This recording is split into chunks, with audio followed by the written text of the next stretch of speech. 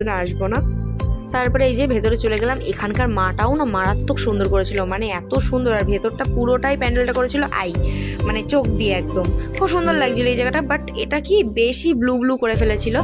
আর এখানেও খুব ভিড় ছিল, মানে কোনো যে ছবি ভিডিও তুমি ঠিকঠাকভাবে তুলতে পারবে না। এখানে আমার বর বলছিল যে আমার বউটা কোথায় গেল, মানে ও বলছে এই দাঁড়া আমি বাইরে বেরিয়ে গেছি, খুঁজে পাচ্ছিল না ওর জন্য।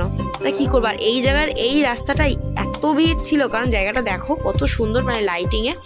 তো যারা আমাদের বিয়েতে আসবে তাদেরকেও বলে দিই এমন ধরনের বাট একটু ডিফারেন্স লাইট আমরাও করব, যাতে তোমরা ভালোভাবে ছবি ভিডিও তুলতে পারো। সত্যি কথা, কারণ আমরা ভাই বুঝি যে বিয়ে বাড়ি গিয়ে ছবি ভিডিও না তুললে ঠিক কতটা কষ্ট হয়। বাট আমাদের এই লাইট না, আমাদের একটু ডিফারেন্ট লাইট, বাট মানে সেই জায়গায় মানুষ মনও আনন্দে ছবি তুলতে পারবে। নীল লাল আলো একদমই না। তারপরে এই যে রাস্তায় হাঁটতে হাঁটতে এই ভিডিওটা ভাই কখন করেছে আমি নিজেও জানি না, বাট ভিডিওটা খুব ভালো হয়েছে।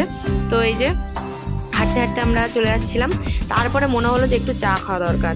ভাই আমরা চা খোর, চা না খেলে কি করে হবে। আর চা লাভাররা অবশ্যই কমেন্টে একটা চায়ের স্টিকার দিয়েছো। তো যাই হোক, তারপরে বসে গেছি চা খেতে। আর তোমরা ভাবতে পারো আমার মাথায় ক্লিপটা চিপকানো কেন, কারণ আমার যেহেতু এত বড় চুল, যেই আমি লং ড্রাইভে যাই বা কিছু করি, চুল পেছন থেকে পুরো জট পাকিয়ে যায়।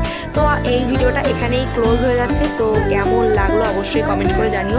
তারপরে আবার কি রাত্রিবেলা কাঁপতে কাঁপতে চলে এসেছি, যদিও এবারে অন্যবারের তুলনায় শীতটা অনেকটাই কম ছিল। তো কে কতদিন ঘুরলে কালী পুজোয় অবশ্যই কমেন্ট করে জানিও।